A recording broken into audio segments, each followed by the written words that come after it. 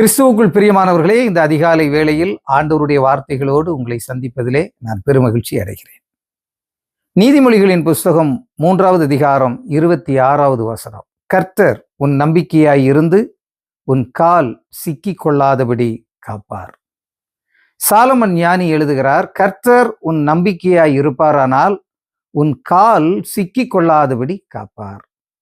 பல நேரங்களிலே நாம் மனிதர்களை நம்பி பல்வேறு சிக்கல்களுக்குள்ளே நாம் சிக்கிக்கொள்வோம். வெளியே வர முடியாத அளவுக்கு அந்த சிக்கல்கள் நம்மை அடிமையாக்கிவிடும். யாருக்காவது நாம் கடன் வாங்கி கொடுப்போம், சிலரிடத்தில் சில காரியங்களை நம்பி ஒப்படைப்போம். ஆனால் பெருத்த ஏமாற்றத்தை மனிதர்கள் சில நேரங்களில் நமக்கு கொண்டு வந்து விடுவார்கள். அதனால்தான் வேதம் சொல்கிறது, நாசியிலே சுவாசம் உள்ள மனுஷனை நம்புவதை பார்க்கிலும் கர்த்தர் பேரில் பற்றுதலாய் இருப்பது நலம். நம்முடைய வாழ்க்கையிலே இந்த வசனம் பல்வேறு காலகட்டங்களில் நமக்கு பல்வேறு அனுபவங்களை நமக்கு தந்திருக்கும். ஆனால் கர்த்தர் மேல் நம்பிக்கை வைக்கிற மனுஷன் பாக்கியவான் என்று வேதம் சொல்கிறது. சங்கீதக்காரன் சொல்கிறான், சேனைகளின் கர்த்தாவே, உம்மை நம்பி இருக்கிற மனுஷன் பாக்கியவான், கர்த்தரை நம்புகிறவன் செழிப்பான் என்று வேதம் சொல்கிறது. நீதிமொழிகள் 28:25. இந்த வசனத்திற்கும் எனக்கும் ஒரு நெருக்கம் உண்டு.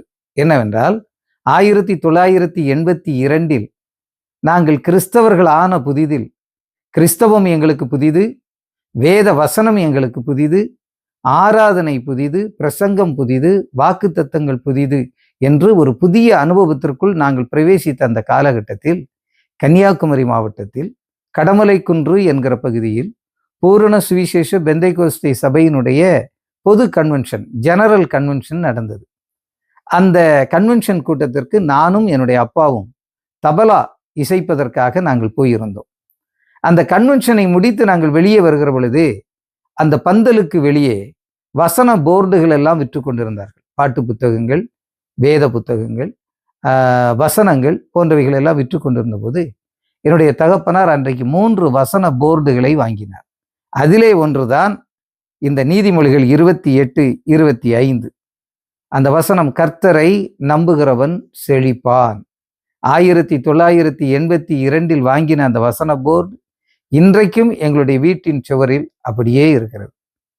ஏன் தெரியுமா? அந்த வசனத்தை நாங்கள் நம்பினோம், அந்த வார்த்தையை நாங்கள் நம்பினோம், கர்த்தரை நாங்கள் நம்பினோம். கர்த்தரை நம்பினதினால் அவர் இன்றைக்கு வரைக்கும் எங்களை கைவிடவில்லை. எங்களுடைய வாழ்க்கையை அவர் செழிப்பாகவே மாற்றி கொண்டிருக்கிறார். சங்கீதம் 71:5 வாசிக்கிற பொழுது, கர்த்தராகிய ஆண்டவரே, நீர் என் நோக்கமும் என் சிறு வயது தொடங்கி என் நம்பிக்கையுமாய் இருக்கிறீர் என்று தாவீது சொல்கிறார். தாவீது சிறுவனாய் இருக்கிற பொழுதே தாவீது கர்த்தரை நம்பின ஒரு மனுஷன்.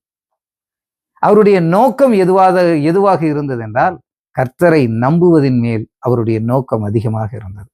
அதனால்தான் எத்தனையோ போராட்டங்கள் வந்தபோதும், பிரச்சனைகள், பிரதிகூலங்கள் வந்தபோதும், தாவீது ஆங்காங்கே ஓடி ஒளிந்து கொண்டிருந்த பொழுதும் தாவீதோடு கூட கர்த்தர் இருந்தார் என்று நாம் வேதத்திலே வாசிக்கிறோம். ஏனென்றால் அவரை நம்புகிற மனுஷனை அவர் கைவிடுகிறதே இல்லை. தாவீது வனாந்தரங்களில் இருந்த போதும், கெபிகளில் இருந்த போதும், குகைகளில் இருந்த போதும், மலைகளில் அவர் ஒளிந்து கொண்டிருந்த பொழுதும் வேதம் சொல்கிறது, தாவீது எங்கெல்லாம் சென்றாரோ அங்கெல்லாம் கர்த்தர் அவனோடு கூட சென்று அவனோடு கூட இருந்தார் என்று நாம் வாசிக்கிறோம். என்னை கேட்கிற அருமையான தேவனுடைய பிள்ளைகளே, இந்த காலை வேளையில் நீங்கள் கர்த்தரை நம்பினால் அவர் உங்களோடு கூட இருப்பார். உங்கள் வாழ்க்கை செழிக்கும், உங்கள் கால்கள் தீவினையில் சிக்கிக்கொள்ளாது. இந்த நாள் உங்களுக்கு இனிய நாளாக அமையட்டும். கர்த்தர் தாமே உங்களை ஆசீர்வதிப்பாராக. ஆமென்.